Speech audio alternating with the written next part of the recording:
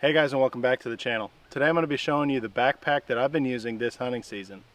This is the Code of Silence DoubleBack Xtreme Pack. This pack is full of features that hunters can appreciate.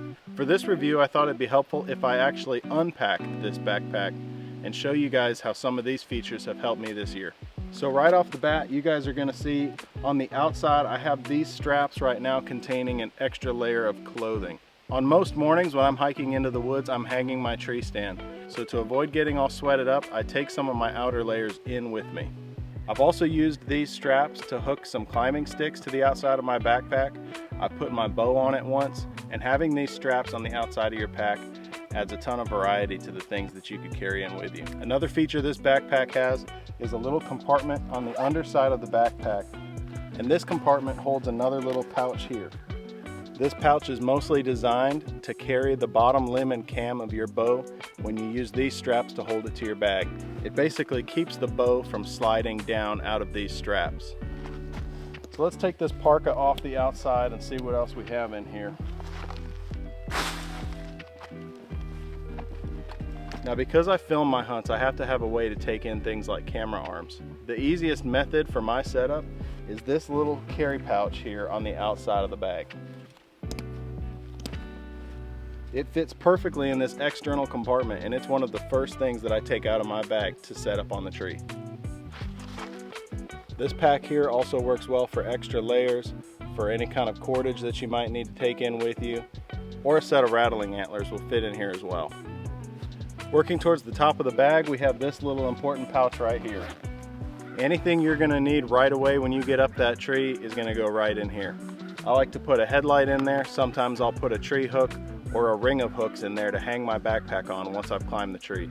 Now that we've covered the front of the bag, let's take a look at the side compartments. Right away you're going to see there's some buckles up here. This works well for when I want to pack a tripod in with me. I can strap it right to the side of the bag and I'm not afraid of it spilling out. Down in this side pouch, I like to keep some of my camera arms for secondary angles like a GoPro or a tree trimming tool like this handsaw. Going to the other side of the bag, I have a couple of deer calls in here. I've got my grunt tube and then a bag of rattling antlers. Looks like I also stuffed my GoPro headset in here too. Now on the back of this bag, you have pretty standard shoulder straps, and then you have hip straps as well. Now this bag can get heavy in a hurry, especially once you start putting all your sticks in it and your camera gear. So these hip straps really help take the weight off your shoulders and suck this bag down onto your body so it's not moving around when you're hiking in the woods. Now moving on to the inside of this bag, you'll notice right away, this pouch, when you fold this flap down, is upright so that your gear won't spill out. Usually I keep a couple of things in here like first aid, snacks, or a couple of my hunting knives. When I open this front flap all the way down, the zippers stop right about where the canteen pouches are, and you can unzip this pouch without fear of your gear dropping out onto the ground. I have a protective cushioned bag inside this backpack that keeps all of my camera gear compartmentalized and safe while I'm hiking in. In the back here, you have a loose pouch that's open to the back side of the backpack. I like to put some larger items in here that don't make sense in other places, like a beanie or extra gloves. But you could also fit a CamelBak hydration system in here as well. You have a large main compartment to this backpack. That helps me fit all my camera gear in it, but it could help you fitting extra layers. If you wanted to take this on a camping trip, you could pack several days worth of clothing or food in here. I actually took this on a camping trip as my main bag just for one overnight stay to go see an elk tour here in Virginia, and it carried everything I needed to camp that evening. There's another one of these zipper compartments reversed on the back side. And you can tell here they put a lot of thought into this, because whereas this pouch is upright when the flap is open, when the flap is closed, this bottom compartment is in the upright position as well. And it's larger than this front facing pouch is. You can put a lot more gear down in here and keep it separated from the main compartment of your backpack.